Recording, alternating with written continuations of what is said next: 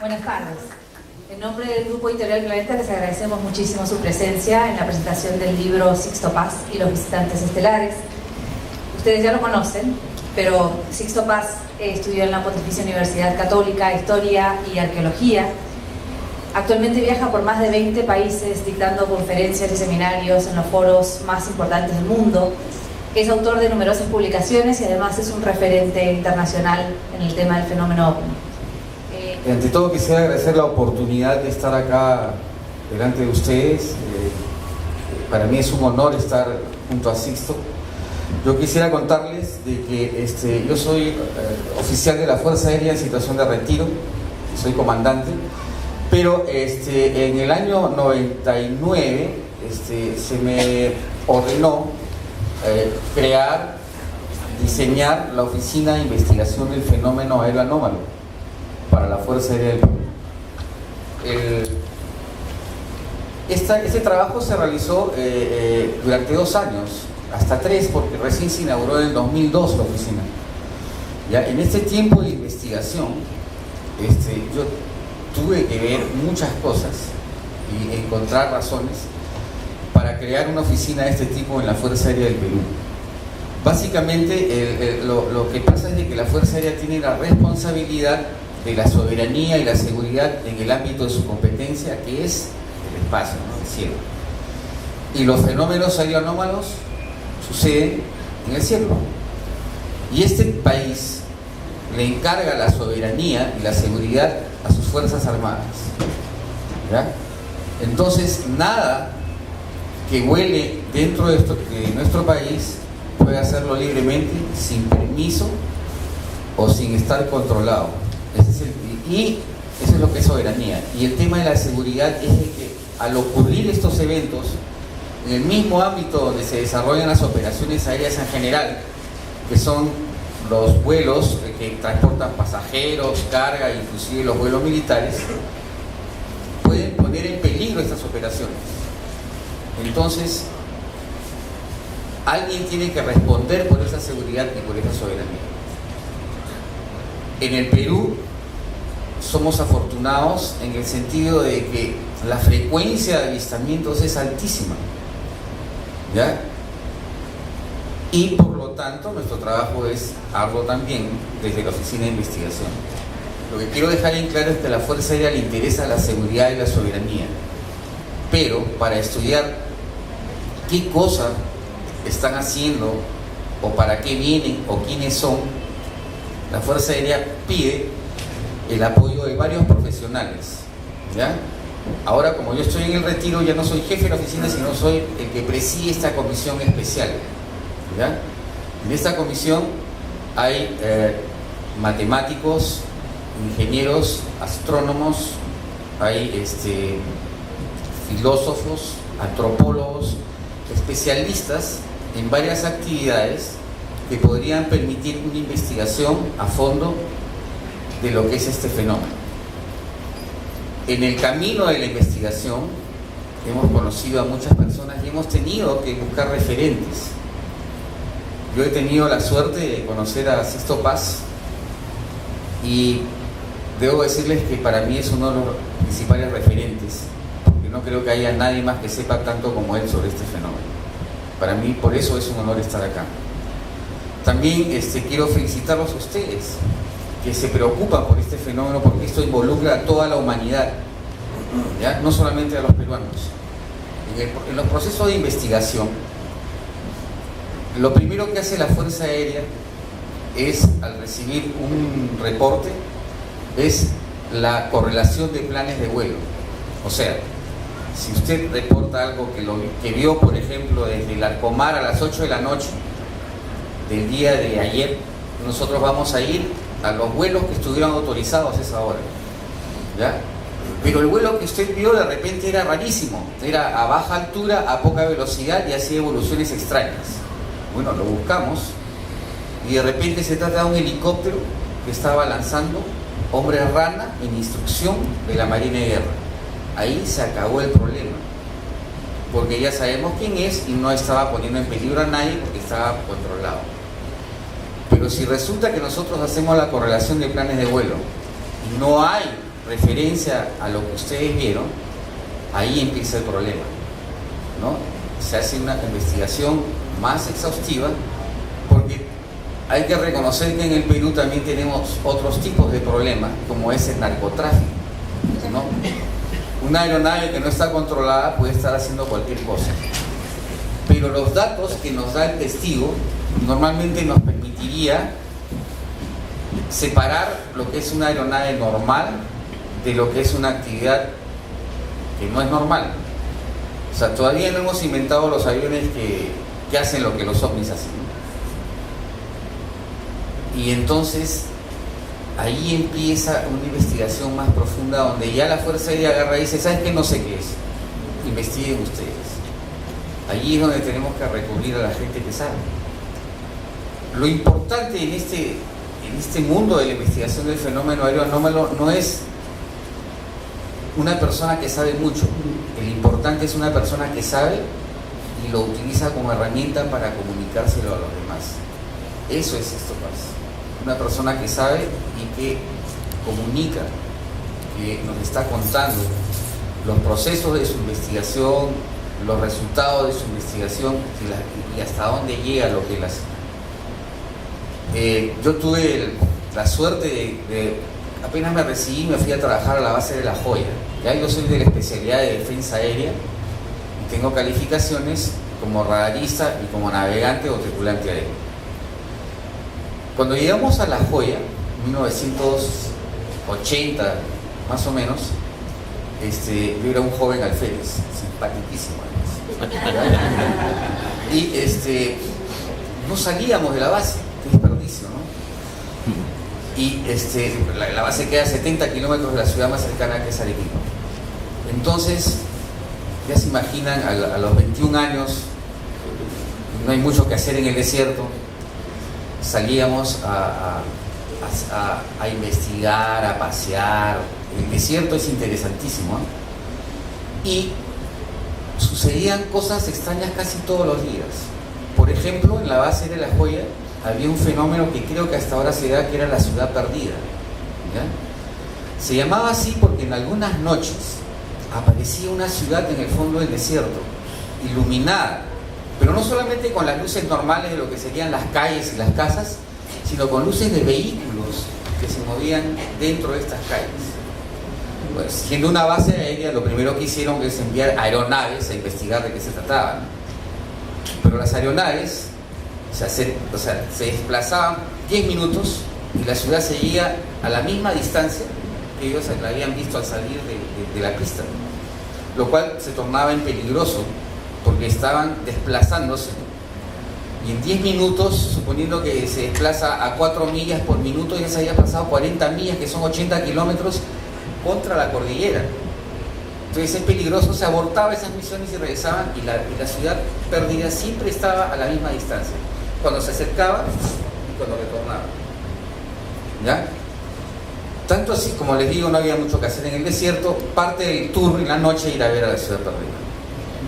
Pero, y cuando iban nuestras visitas, nuestras enamoradas, nuestros papás, pues llegábamos a ver la ciudad perdida. Pero eso, como ocurría todos los días, y era rutinario, ¿ya? Ya no era interesante, ya no llamaba la atención. Ya, o sea, oye, ha llegado mi prima, anda, llévala a ver la ciudad perdida. Bueno, voy por la prima, pero no por la ciudad, ¿no? Entonces comenzaron a pasar otras cosas, y cada vez sucedían cosas más interesantes. Por ejemplo, no sé si ustedes han escuchado hablar del comandante Oscar Santamaría. Él salió con un Sukhoi 22 a perseguir una nave de estas, ¿ya?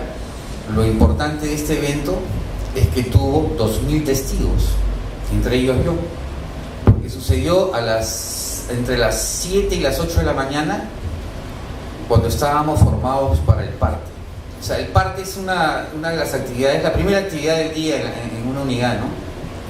En un cuartel, porque es ver quién ha llegado y quién no, quién se quedó dormido, quién se la pegó y no fue a trabajar, quién está de servicio, etc. total, para redondearle es algo de 2.000 personas, ¿no? Pero posiblemente eran más porque también están los que están de servicio desplegados dentro de la base. Y cuando estábamos ahí, se vio en lo que es la barrera. O sea, la pista de aterrizaje tiene un comienzo y un final. Ustedes pueden pensar, vamos a ver si me entienden, la cabecera, que es donde el avión empieza a correr, y la barrera es el final. Y se llama barrera porque ahí hay un equipo especial que es como una malla que permitiría parar un avión que sale de control sin decolar y no va a pararse. Entonces, esta malla es como unas correas, como una mano, así el avión llega acá y lo para. Por eso se llama barrera de contención. O sea, el comienzo es la cabecera y el final es la barrera.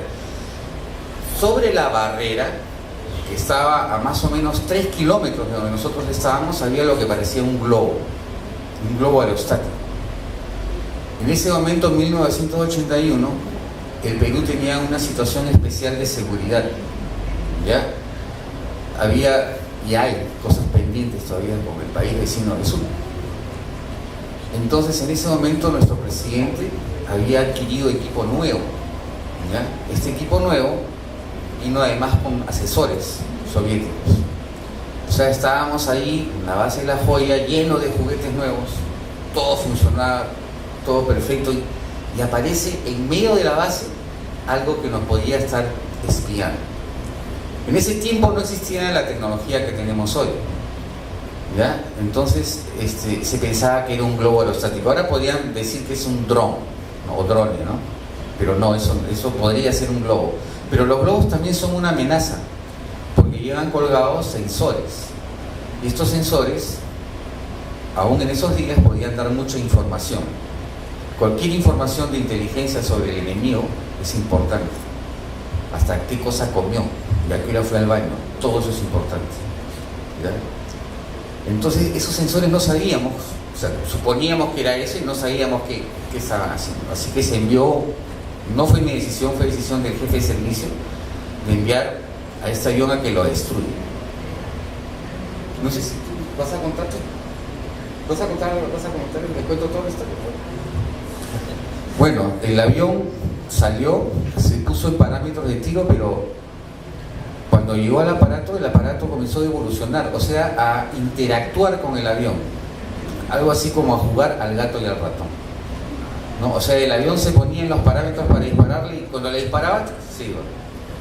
El avión tenía que dar un gran viraje, etcétera, etcétera. Esa es una de las cositas que pasó, ¿eh? Pero quiero que tengan en cuenta de que en ese momento estaba prohibido las cámaras fotográficas, que no es como hoy, ¿eh?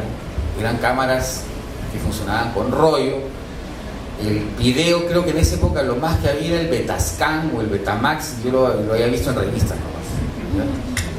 Y estábamos llenos de personal soviético. Y las normas de seguridad, como comprenderán y como seguramente cualquier peruano haría, eran extremas, ¿no? Había que cuidarse. Bueno, 20 años después, en el proceso de diseñar esta oficina, fui a la FIDAE, que es la Feria Internacional del Aire y del Espacio que sucede en Santiago de Chile. Ahí conocí a muchas personas, como por ejemplo a JJ Benítez, estaba ahí. Y asistimos a reuniones muy interesantes donde se llegaron a acuerdos, etc. Y pasamos a las exposiciones. Un expositor de los Estados Unidos, en su PowerPoint, en una de sus láminas, presentó unos documentos del gobierno americano, o sea, con el logo del gobierno americano, donde contaba el hecho de La Joya con mucho más información de la que yo recordaba en ese momento, ¿no? ¿Ya? Ahora, ¿cómo sucedió esto si se supone que a los gringos no les interesa? O sea, que no existen los hombres. ¿Cómo sucedió si había tanta seguridad de por medio, ¿no?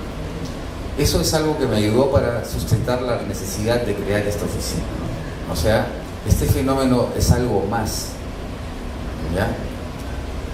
Después allí era tan frecuente las ocurrencias que hasta le poníamos nombres a los eventos, ¿ya? Había, por ejemplo, la Estrella de David, ¿ya? Que aparecía en diciembre. Y yo me acuerdo que era alférez y llegué a una comisión desde Chiluyo, que es la frontera tripartita, y en lugar o sea, yo pensaba que iba a tomar un avión y venir a pasar la Navidad acá, no, me estaban esperando para que entre de servicio en la puerta. Entonces a la hora que me relevé, bueno, novedades, bueno, las de siempre, y ahí los aviones, el combustible, las balas, y ahí está la Estrella de David. Ahí estaba, semejante ovni que aparecía y un objeto volador no identificado, que es lo máximo que yo puedo decir que son estas cosas, objetos que están volando y que no sabíamos qué son. Estaba ahí, azul, cambiada de color, pero estaba como una semana, ¿ya? Y así había otros flashes en la noche, o sea, estaba caminando uno por el desierto y de repente se iluminaba desde el cielo el piso, ¿ya? Pero era tan común que no llamaba la atención, más bien, oye, cuando veas eso sonríe porque está fotografiando, ¿ya? Y así había muchas cosas, inclusive cuando estuve en Chiluyo, que es la frontera tripartita, también tuvimos un evento en mi destacamento muy interesante, pero que ya no les voy a contar porque lo estoy aburriendo. Yo quiero más bien que si esto que no les esto. Bueno, les cuento de Chiluyo, ¿ya? Chiluyo, que es la frontera tripartita, ¿ya?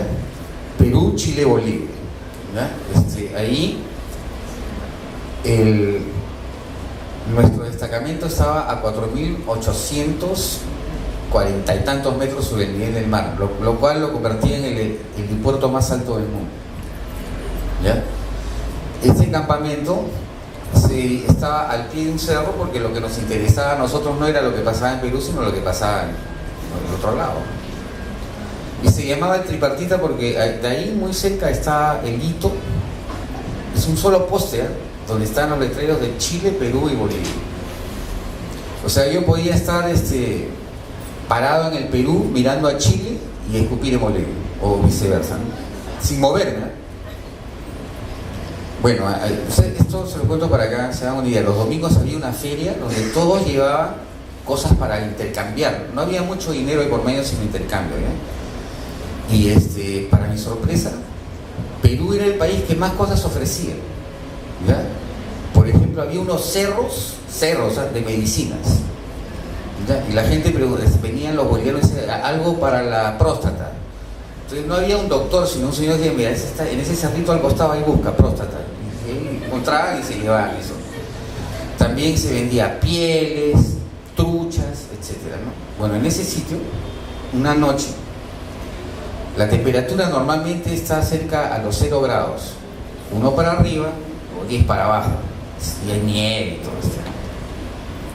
Una noche, como a la 1 de la mañana, y quiero que se hagan la idea de que dormir es bastante complicado, ¿no?, a esa altura y con ese frío. Me iba a buscar un avionerito, ¿no?, y me dicen alférez, o de repente teniente, ¿no? Hay una novedad. Yo me asusté, agarré la pistola, le dije, ¿qué pasa? Hay un hombre. Me lo boté, ¿ya? Y se fue. Al poco rato vino un suboficial que dijo, el alférez tiene que salir porque el técnico está preocupado, hay un hombre. Y le dije, por favor, dile al técnico que él tome acción, ¿no?, lo que tenga que hacer. Bueno, al poco rato vino el técnico al que ya no le podía decir eso, ¿no? Entonces me dijo, mira, chamorrito, sal, porque esto te tienes que ver, ¿no? Y cuando salí, el campamento estaba al pie de un cerro, ¿ya?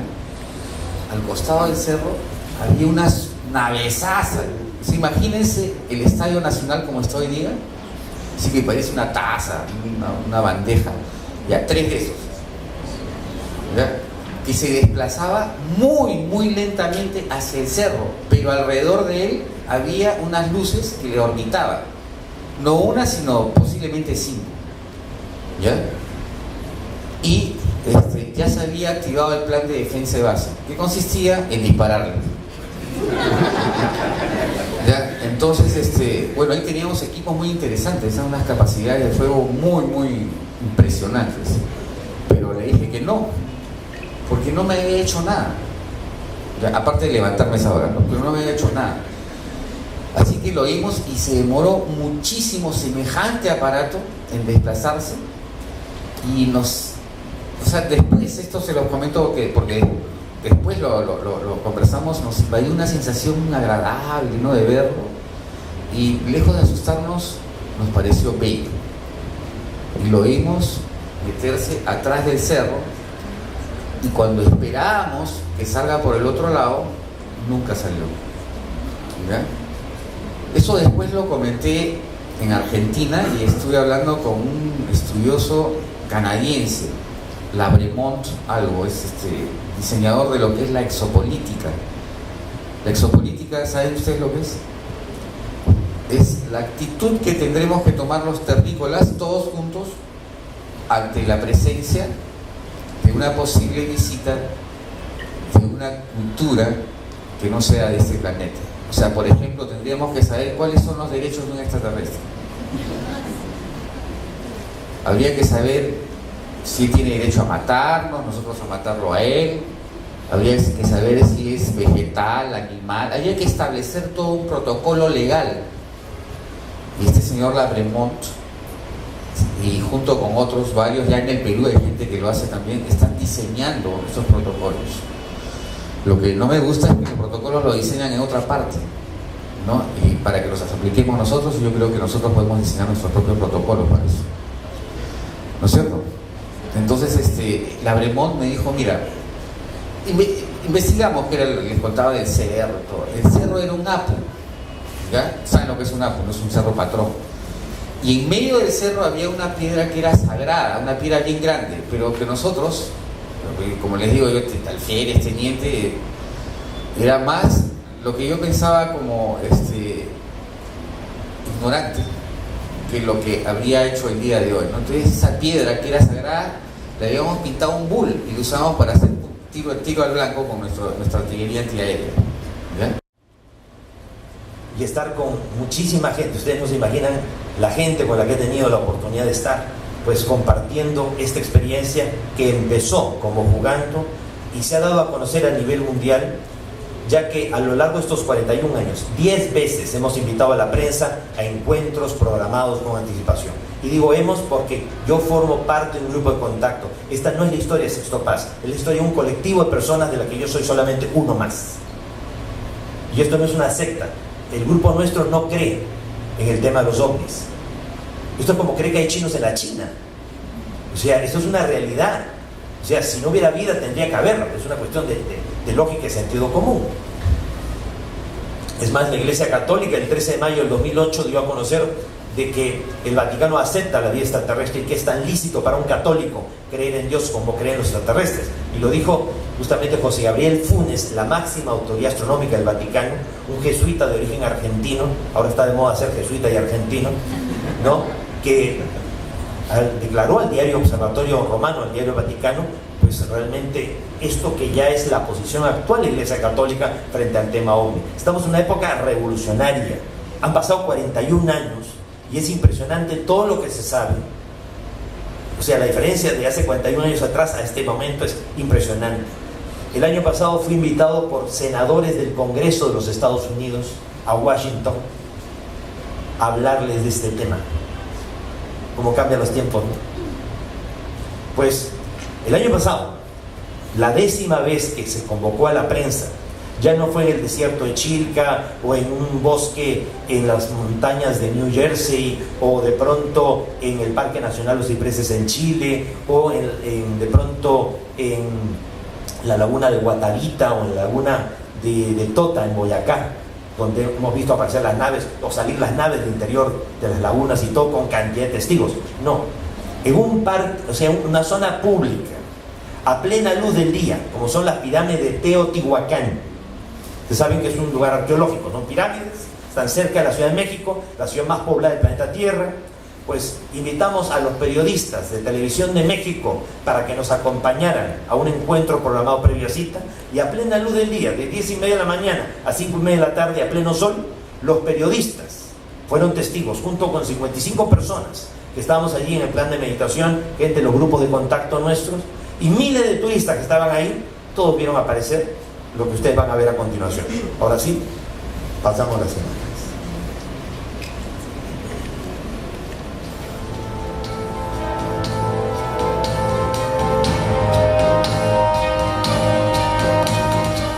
nos encontramos aquí en Teotihuacán, la ciudad de los dioses, y venimos acompañando a Johanan Díaz y a Sixto Paz y a un grupo de personas que vienen a realizar una serie de situaciones aquí especiales en búsqueda precisamente de poder pues tener algún avistamiento, algún encuentro. Venimos representando a los Skywatchers y pues vamos a estar pendiente a ver si se logra ver algo y estar muy cerca del grupo, dentro del grupo, y pues esperar que algo ocurra. Estamos en un lugar extraordinario como es esta ciudad de los dioses de Teotihuacán. Así es que pues aquí iniciamos el viaje, acompáñenos a ver qué sucede. Los Skywatchers son parte de los periodistas que trabajan con Jaime Maussan, del programa Tercer Milenio de Televisa. Este señor que estaba hablando era Carlos Clemente y Johanan Díaz, periodistas principales del programa. Nosotros hacemos prácticas y ejercicios no para llamar a los extraterrestres, simplemente para tranquilizarnos y armonizarnos, porque uno siempre está nervioso, ¿no? Imagínense, estamos esperando a plena luz del día una experiencia de contacto ovni.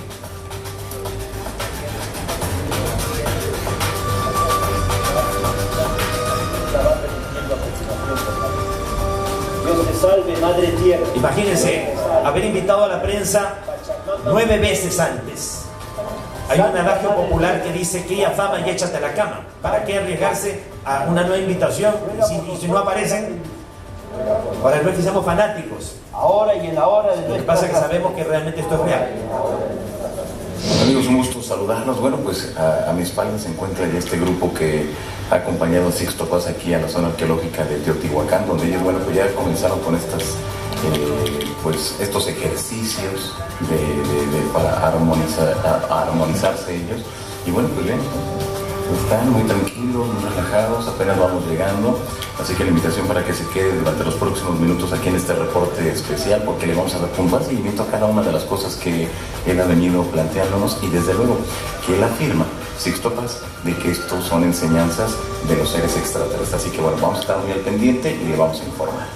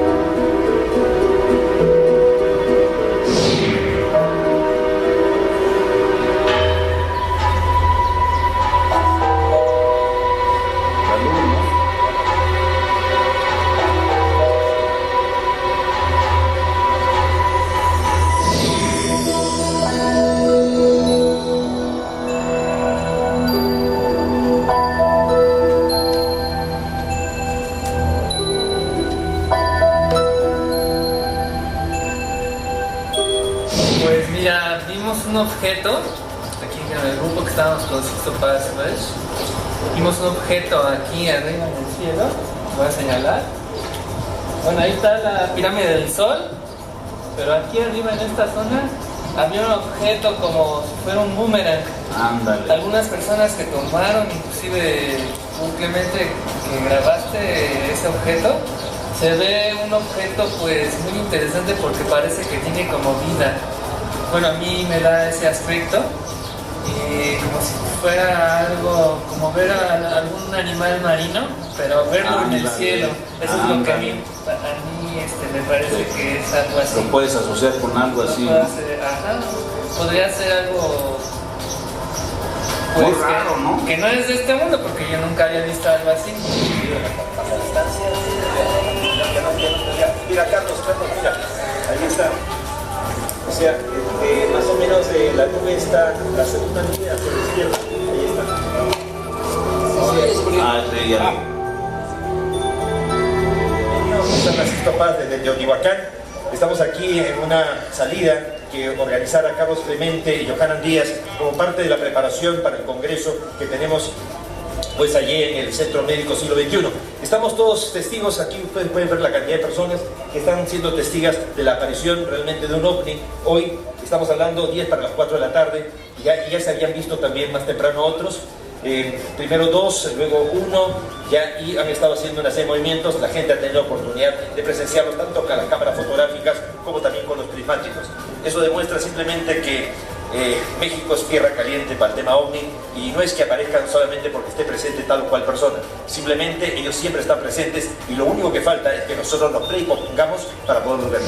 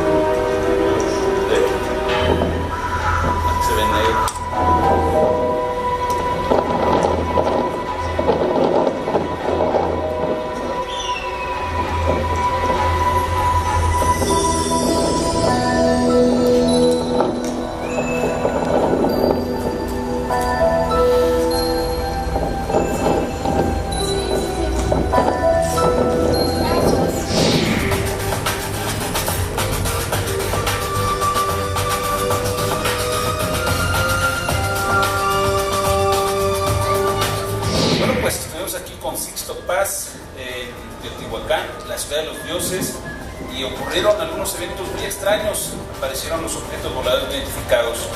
Y bueno, pues Sixto aquí, los ovnis en el cielo. Y bueno, pues ahora pues habrá que investigar y habrá que escuchar un poco más. A ver, Carlos Clemente, a ver. Aquí se encuentra Leobardo Peña. Leobardo, ¿cómo estás? ¿Qué tal, Yohanan? A ver, Carlos Clemente, ¿qué onda? Pues ahí estaban. Ahí estaba, y luego. Pues los agarramos. El que fue en la zona, ¿no? Los agarramos. Dime, ahí a ver. Estaban. Ya sé que ahí estaban, pero ahora dime. ¿Cuántos fueron? No, fueron por lo menos 5, 6. Por lo menos. ¿Cuántos? 5 por lo menos. O sea, fue el que era especie de boomerang. Ajá. 4. ¿Y 4 más? 4 más de luces. Wow. Impresionante. Ahora, entonces una cosa. Cuando se fueron a una meditación, yo capté un objeto en forma como de cuernos. Pero todavía Lo vas a ver, se quedaron impresionante, no sé qué decir, ahí estaban, estuvo Sixto, pues hay una relación, tal vez. Curioso, tú tomaste una foto en la mañana, en la primera meditación que hicieron, cerca de 40 personas, y captaste un objeto de color negro. No hay que checarlo, pero lo que sí es... Que el Clemente, tú mismo llegaste conmigo y me dijiste, mira, tomé, me di cuenta que no había nada, y apareció ese objeto, ¿qué onda? Pues ahí aparecieron, algo raro ahí. Entonces, Mira, la zona, una llave, como dice Sixto, y todos nosotros también, ¿no? claro. ¿Qué opinas? ¿Qué opinión te La merece? zona se presta mucho al avistamiento ovni, pero sin duda la presencia de Sixto pues enmarca también esta presencia y ese llamado. Claro, así es. ¿Tu opinión sobre los avistamientos? No, fue impresionante. No cabía duda, ¿eh? De plano. De plano. Fue contundente. Ahora voy a pasarles, solamente quiero que vean la imagen del objeto en forma de boomerang, para que vean la foto. No se ve muy bien en el video, pero van a ver ustedes la foto. Ok, ahí está el grupo señalando. Siguiente. Bien. Ahí estoy señalando el lugar donde tuvimos el primer avistamiento. Siguiente. Ahí es el objeto que se va acercando. Siguiente. Siguiente. Esa es la forma del objeto. Ven ustedes, parece como un ángel. Ahora, el objeto es gigantesco, no era chiquitito, era gigante. Y miren ustedes las luces que tiene.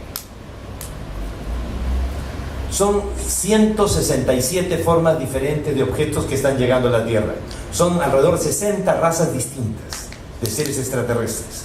Hay seres de 3 metros de altura, de 2 metros y medio, metro 90, metro 80, metro 70, metro 50, metro 20, 1 metro, de 8 centímetros hasta 10 centímetros.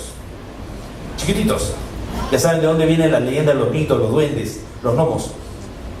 Hay seres de aspecto reptiloide, seres que parecen reptiles, pero reptiles antropomorfizados. Hay seres de aspecto humanoide, similares a nosotros o nosotros similares a ellos. Hay extraterrestres de aspecto de insectos, insectoides. Hay seres de aspecto felinoide, parecen felinos. ¿De dónde creen ustedes ese culto que se tenía en el antiguo Egipto a los felinos? Era porque habían seres que tenían esa apariencia. A lo largo de 41 años, el grupo de contacto al que yo formo parte, que se ha extendido para más de 50 países, hemos tenido la oportunidad no solamente de ver aparecer las naves que han aterrizado, hemos subido al interior de las naves y hemos dialogado con ellos. Y algunos de nosotros hemos tenido el honor de haber sido llevados por ellos fuera de aquí. De todo eso y mucho más habla el libro Visitantes Estelares, que espero que lo puedan adquirir y estaré después también firmando libros. Vamos a pasar en este momento a las preguntas de todos ustedes, ¿ok? Entonces, no sé si podemos pasar de ya, ok. Te hacer cualquier pregunta tanto al comandante como para mí, lo que quieran hacer, porque también dijo demasiadas cosas muy importantes don Julio Chamorro. Bien, Chito, después de 25 años más o menos te vuelvo a ver. Ya estamos canosos. Yo la pregunta que quería hacerte siempre, ¿qué fue el Grupo Rama? ¿Desapareció? Ya, el grupo Rama se disolvió como organización en 1990. ¿Por qué? Cuando un grupo crece demasiado hacia afuera y poco hacia adentro, cuando se sobredimensiona, se crean luchas de poder, afanes protagónicos, intereses ajenos al mensaje de fondo. Y antes de que nuestro grupo se desvirtuara y se convirtiera en una logia, en una secta o en un club social, siguiendo el consejo de ellos, disolvimos el grupo como organización y volvimos a ser lo que éramos originalmente en el año 74, un grupo de amigos en torno a una experiencia de contacto. Eso es lo que les ofrezco a todos ustedes, que sean nuestros amigos y formen parte y participen en nuestro grupo de contacto, que no tiene ningún nombre, ni Misión Humanidad, ni Misión Rama, simplemente un grupo de contacto. Hacemos nuestras salidas, hacemos nuestros encuentros. Tengo una página web donde ustedes me pueden ubicar para poder darles la dirección de nuestros grupos. De hecho, entre los días 19 y 20 de agosto tenemos una conferencia que vamos a dar aquí en Lima. Yo estoy en este momento viajando, invitado a los Estados Unidos. Regreso y entre los días 19 y 20 vamos a dar esta conferencia. Entonces, para que ustedes puedan informarse, es www.sixtopaswells.org, sixtopaswells.org, o tengo 5 páginas en Facebook, como autor, como comunidad, como personaje público, como individuo, como sea. Ahí me encuentran, en las 5 páginas coloco la misma información, anunciando las conferencias, y la gente que ve las conferencias pues también puede participar después de los grupos, y hacemos salidas al campo, no solamente a Chilca, a diversos lugares cerca de Lima para las experiencias de contacto y todo. Así que para que estén ustedes atentos. ¿Alguna otra pregunta? Acerca de los seres xenocéfalos, ¿qué puede informarse al respecto, por favor? Ustedes han visto, por ejemplo, que algunos de estos seres tienen cabezas sobredimensionadas. Y en mi caso particular, la primera vez que tuve la oportunidad de subir al interior de una nave extraterrestre, Esto fue 12 años después de iniciar la experiencia del contacto. Quien recibió el mensaje psicográfico que me invitaba a subir esa nave fue mi esposa Marina, con la que tengo pues ya 38 años de casado, vamos a cumplir. Ella recibe ese mensaje en el que me invitan a subir la nave, pero no porque ella quisiera deshacerse de mí. La relación es muy buena. Entonces, en ese mensaje, fui al desierto en compañía de otras personas, apareció un objeto en forma de disco, pasó encima de los cerros, era como un color verde brillante. Cuando estaba pasando encima nuestro, lanzó un haz de luz que cayó de forma oblicua sobre mi persona, como de 1,5 metros alrededor mío, un color azul brillante. Por más que estiraba los pies, no lograba hacer contacto con el suelo. Fue alzado a toda velocidad hacia arriba y se fue cerrando bajo mí con una especie de escotilla o tapa alcantarilla de unos 3 metros de diámetro, con 3 círculos concéntricos. Al frente mío se abrió como una puerta ovalada luminosa, y al acercarme, no fue fácil vencer el temor. Por más que uno sepa que son buena gente, que vienen con buena onda, siempre tienes temor desconocido. Cuando yo me acerqué a la puerta y logré mirar, me encontré con una habitación hexagonal con una suerte de pantallas a derecha e izquierda. Curioso, las pantallas no eran planas ni convexas, sino ligeramente cóncavas o curvadas. Y había una especie de escritorios blancos llenos de discos brillantes. Al frente mío se ha abierto una compuerta y aparecieron 4 seres. Uno como de 1,80 m, robusto, corpulento, con traje brillante que solamente dejaba el rostro y las manos. La apariencia como un oriental, como un coreano o un mongol. Un hombre como unos 50 años. Pero una persona como nosotros, que si la viéramos en la calle, nos parecería un turista oriental extraño, pero fuerte. Acompañado de 3 seres pequeños, como de 1,20 m, con cabezas grandes en relación a sus cuerpos delgados.